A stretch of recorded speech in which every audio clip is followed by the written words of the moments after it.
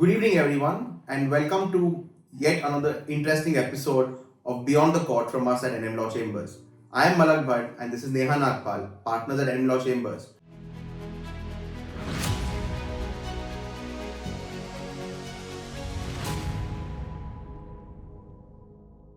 Today, we'll be discussing a very interesting and upcoming development that's taken place in the field of IBC and the PMLA, which is the Money Laundering Act, where the Bombay High Court, in a judgment called Shivcharan versus the ED, has stated that once a resolution plan under the IBC is acted upon and once it is approved by the NCLT, then any assets belonging to the company in question which have been attached by the enforcement directorate will automatically stand released.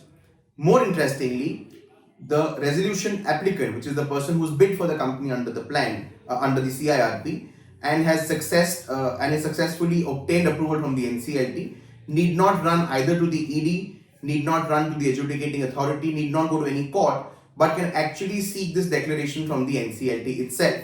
So to that extent, the Bombay High Court has said that the NCLT, under the provisions of section 60 subsection 5 of the IBC, has wide enough powers to give effect to this statutory immunity that the successful resolution applicant will now enjoy in terms of section 32A, which is the statutory immunity under the IBC itself. Neha, what do you think about this development? Hi, Malak. So I think that, what's happened is finally needed to happen.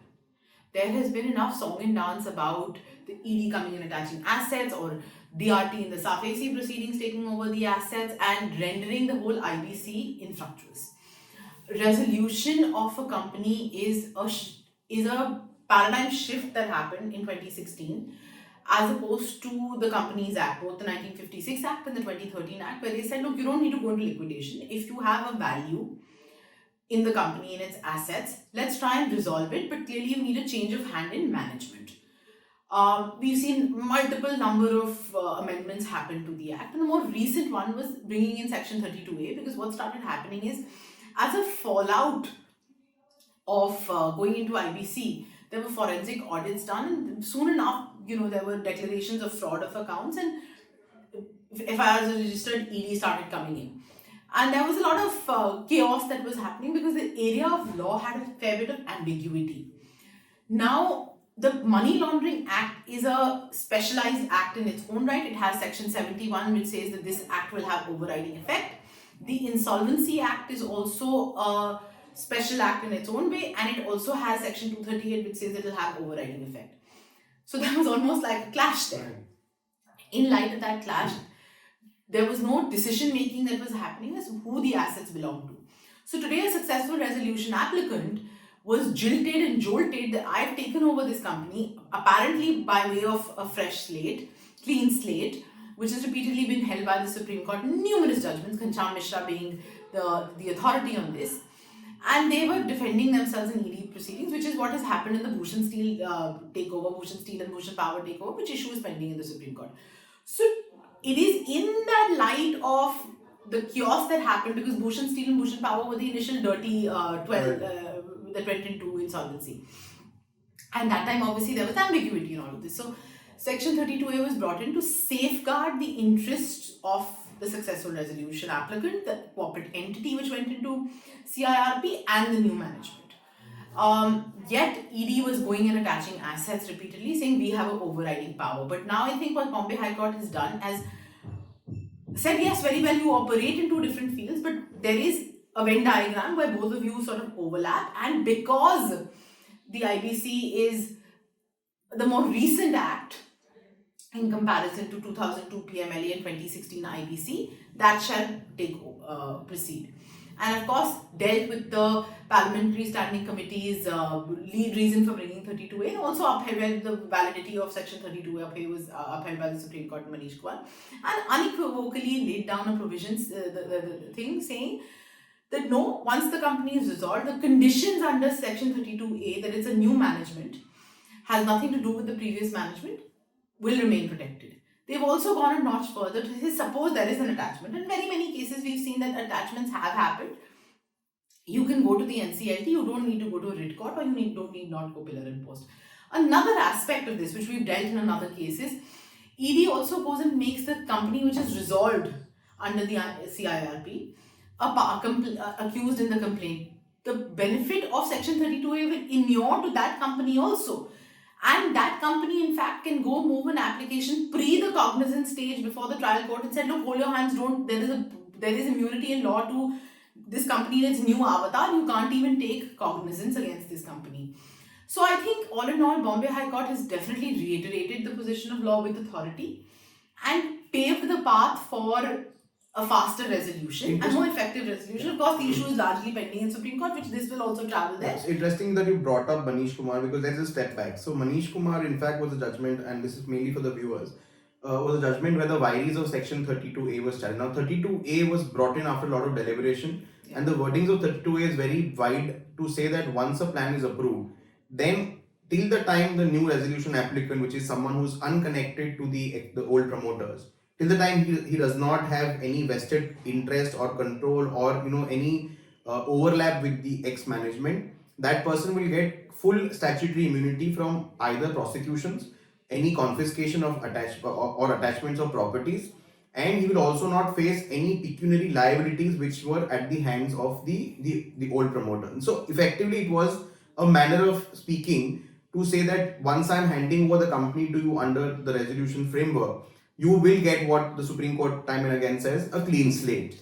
What we have seen practically happen is that while there is no embargo on criminal investigations ongoing, repeatedly what we kept seeing was that while the CIRP is ongoing, which practically in the light of the way the CIRP functions, elongates much more than 330 days in general in most CIRP cases, the ED or on matters where the CBI or the ED was already investigating started attaching assets during the CIRP ongoing. Now, with just one person being the resolution professional at the helm of affairs, that person may not have been in the best position to really even defend the case before the adjudicating authority or the ED, and therefore these attachments not only were made during the CIRP process but also confirmed during the CIRP process.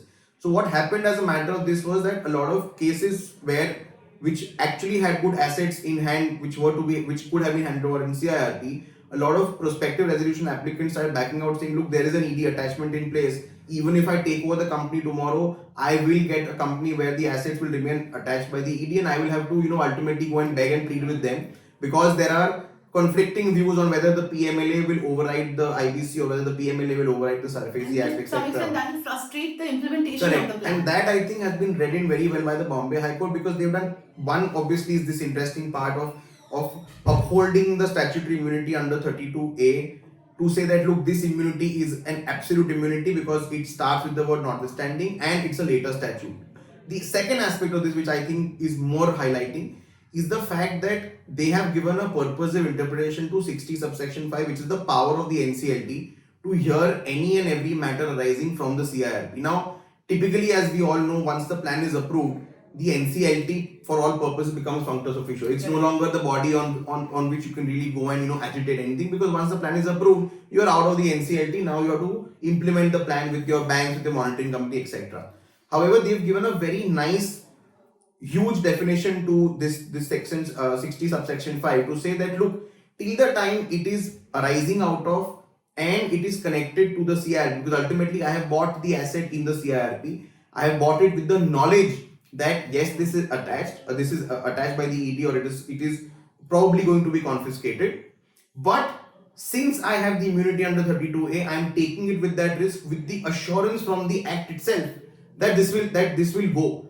And where do I go to do that? Is by going to the NCLT. So in fact, to that extent, and we've seen, in fact, we've also doing a couple of cases where the SRA, and this is prior to the judgment, actually had to go to the High Court because he didn't really know where to go to. Now, at least to that extent, it's a clear assurance that there is one forum which can adjudicate and will adjudicate this issue, and that is the NCLT. More importantly, on this aspect is the fact that they have given a very purposive interpretation to this language which Justice Chandrachud had laid down in Gujarat Urja. So Gujarat Urja was in fact had said that contractual disputes may not be covered, but this specifically to say that is definitely arising out of the CIRP is in fact giving meaning and effect to the entire IBC as a whole. Correct. So I think there's a lot to look forward to on this development once the matter is finally decided by the Supreme Court. But at least for now, there is a certain degree of clarity, which is great for the whole resolution process. Yes, but having said that, we also know the fact that the entire batch of petitions is pending before the Supreme Court. This is in fact a batch where not just PMLA versus IBC, but also PMLA versus SARFAESI and SARFAESI versus IBC are pending. So at one point, I am pretty sure this matter is going to end up in the Supreme Court. It will be very interesting to see what Supreme Court takes a stand, because ultimately it's giving full effect to the framework which the banks or the country as a whole was not being able to resolve either under the Companies Act or the SARFAESI, which today stands in the face of being a purposive interpretation of the IBC as a whole. Correct. So do watching and do stay tuned in for more updates on this. Thank you from both of us. Thank you.